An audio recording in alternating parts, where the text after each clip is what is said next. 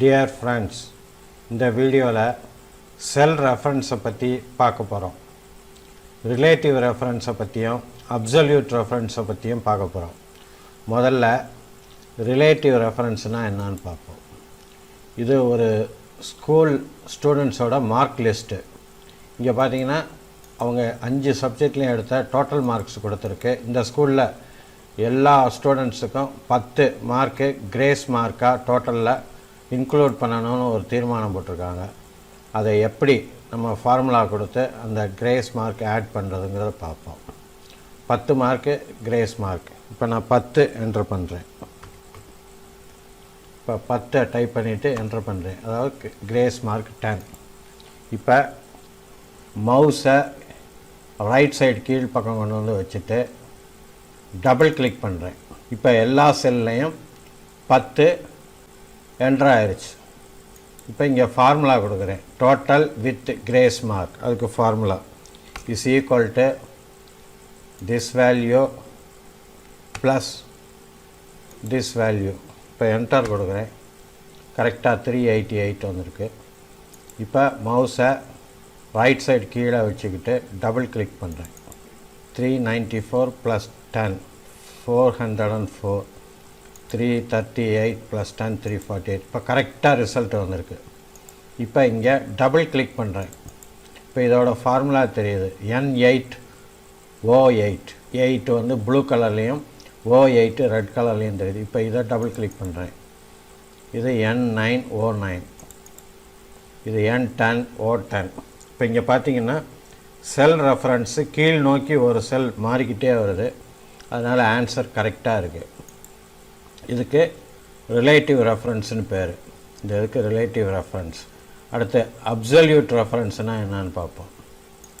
இப்போ அதே students mark list இங்கே கொடுத்துருக்கு. இந்த காலத்தில் டோட்டல் மார்க்கு டைப் பண்ணியிருக்கு. இப்போ டோட்டல் வித் கிரேஸ் மார்க் எவ்வளோன்னு பார்க்க போகிறோம். அதுக்கு ஃபார்முலா கொடுக்குறேன். Is equal to this value plus இங்கே பார்த்தீங்கன்னா கிரேஸ் மார்க் 10. இதாக செலக்ட் பண்ணுறேன்.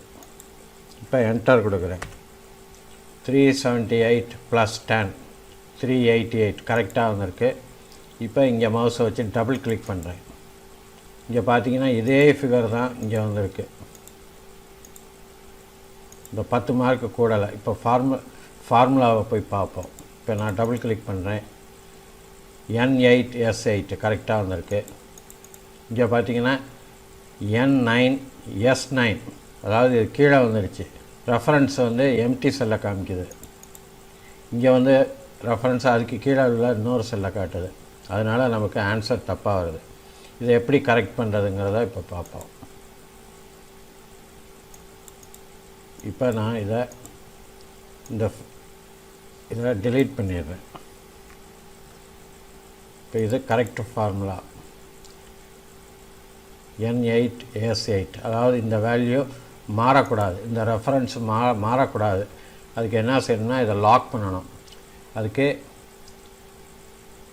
இதை செலக்ட் பண்ணிவிட்டு இந்த S8 இங்கே சென்டரில் மவுஸ் வச்சு ஒரு கிளிக் பண்ணுறேன்.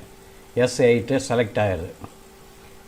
இப்போ இது மாறாமல் இந்த செல்லில் லாக் ஆகணும்னா எஸ்ஸுக்கு முன்னாடி ஒரு டாலர் சிம்பலும் 8க்கு முன்னாடி ஒரு டாலர் சிம்பலும் கொடுக்கணும். அதுக்கு ஷார்ட்கட் வந்து F4. இப்போ F4 நான் ஒரு தடவை ப்ரெஸ் பண்ணுறேன். இப்போ பார்த்தீங்கன்னா எஸ்ஸுக்கு முன்னாடி ஒரு டாலர் சிம்பலும் 8க்கு முன்னாடி ஒரு டாலர் சிம்பலும் என்ட்ரு ஆகிருக்கு. இப்போ இங்கே நான் என்ட்ரு பண்ணுறேன். இந்த ஃபார்முலா இதில் என்ட்ரு ஆகிருச்சு. இப்போ மவுஸை கீழே கொண்டு வந்து டபுள் கிளிக் பண்ணுறேன். எல்லா செல்லையும் ஃபார்முலா என்ட்ரு ஆகி அதோட ரிசல்ட்டும் கிடைக்கிது. இது 374 + 10 384, 394 404 கரெக்டாக இருக்குது. இப்போ இந்த ஃபார்முலாவை டபுள் கிளிக் பண்ணி பார்ப்போம். இப்போ பார்த்தீங்கன்னா அது மாறலை. N10S8. இதுக்கு பேர் அப்சல்யூட் ரெஃபரன்ஸ். டியர் ஃப்ரெண்ட்ஸ், இந்த வீடியோ உங்களுக்கு பிடிச்சிருக்குன்னு நம்புகிறேன்.